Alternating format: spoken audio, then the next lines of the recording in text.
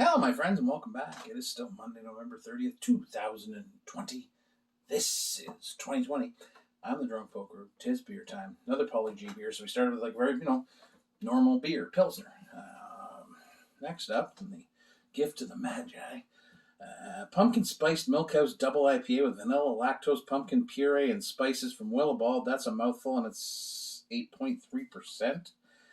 Ooh, from Ayr, Ontario. I haven't been out there yet. I'd really like to go out. But yeah, so there we go. We had something from them a little while ago, from Paul again. I mean, this is the year that it just hasn't been pumpkin beer time for me. I just wasn't feeling it this year. I got a couple of my favorites, drank them, said, pumpkin beer. A couple of years ago, man, I was just like pumpkin beer guy. And now this year I was like, meh. But this one intrigues me because, first of all, 8.3%. And then, milkshake, the vanilla, lactose, pumpkin puree. Smell that vanilla. Got the hints of the pumpkin. Some spices in there too. Cinnamon. All right, let's get into it. Cheers. Thank you, Paulie. It's a pumpkin-y treat on this last day of November. Tomorrow's the beginning of the Advent calendar.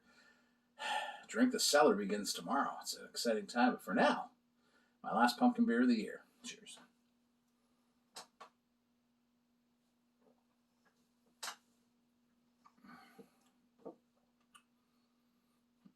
So I often say that the only really good pumpkin beers, really good, are when they're done as dark beers, porters, stouts. This is pretty interesting. I like it. Again, I think I'm in that same boat this year, though. The pumpkin just not grabbing my attention as much as it has in previous years. I don't know if it's just a palate changing or what it is, but I like the concept here.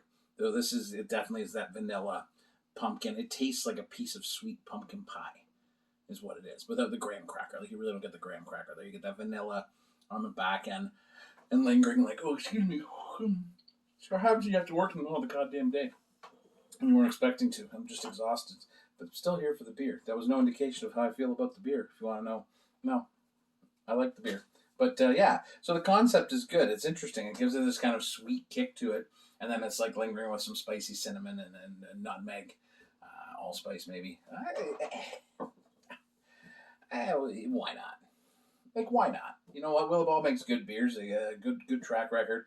And they're like, you can just make a pumpkin beer. Like, well, I'll make a pumpkin milkshake double IPA. And I'm like, all right, that sounds like a great idea to me. Yeah, I think it's fun. And I think if you're going to do pumpkin beers, you want to make them fun because a lot of people are just not something they're into. So at least when you do it this way, you're giving it like a kick with something else, right? With the lactose, you're getting that kind of creamy mouthfeel and that.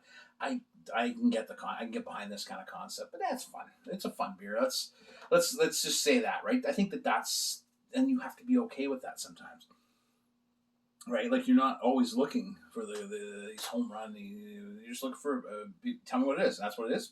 All right, it's fun. I'll do it. I like it. Fun beer. Cheers, my friends. Thank you, Paulie, once again. You're a mensch.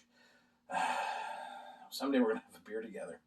When there's no pandemics, that's what we're going to do. Cheers. Have a great Monday, Tuesday, whatever. Just be nice to each other, wear a mask, wash your hands. Cheers.